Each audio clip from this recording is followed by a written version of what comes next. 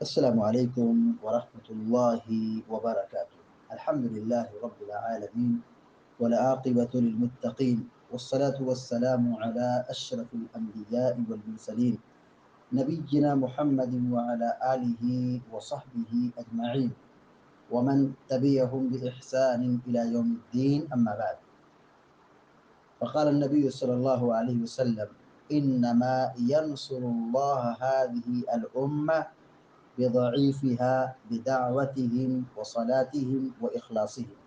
رواہ النسائی۔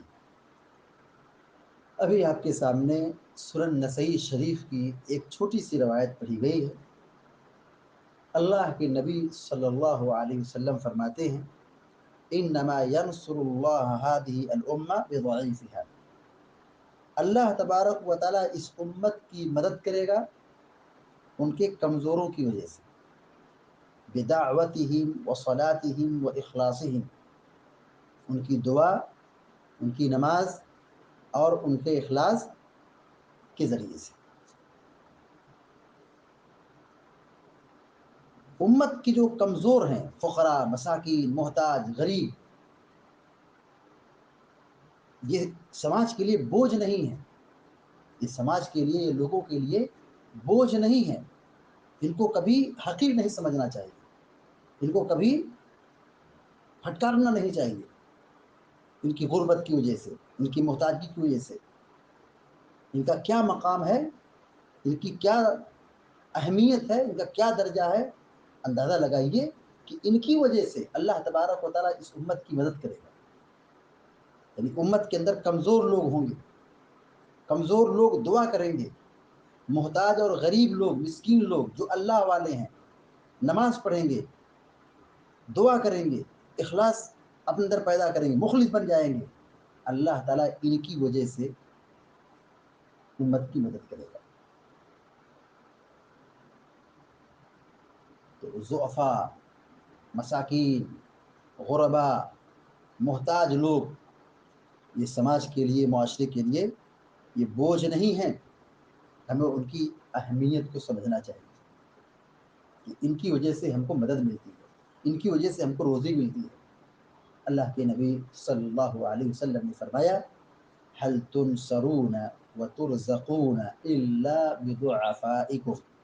بخاری کی روایت، صحیح بخاری کے اندر یہ معلق ہے، بلکہ دوسری روایتوں میں اتصال کے ساتھ ہے، متصل روایت ہے، مرفوع روایت ہے کہ تمہیں روزی ملتی ہے، تمہیں مدد ملتی ہے ان کمزوروں کی وجہ سے۔ تو اپنے سماج کے کمزوروں کا خیال رکھیں، محتاج اور غربا اور مساکین کو ترچھی نگاہ سے نہ دیکھیں، ان کو حقیر نہ سمجھیں، ان کو کمزور نہ سمجھیں، بلکہ یہ خیال رکھیں، یہ تصور پیدا کریں، یہ سمجھیں کہ ان کی وجہ سے ہمارے مال میں اللہ تعالیٰ برکت ڈالتا ہے، ہمیں مدد ملتی ہے، اور امت کی مدد کمزوروں کی وجہ سے ہوتی ہے۔ لہذا ہم سب کی یہ ذمہ داری بنتی ہے کہ ہم اپنا تعلق اللہ سے مضبوط بنائیں۔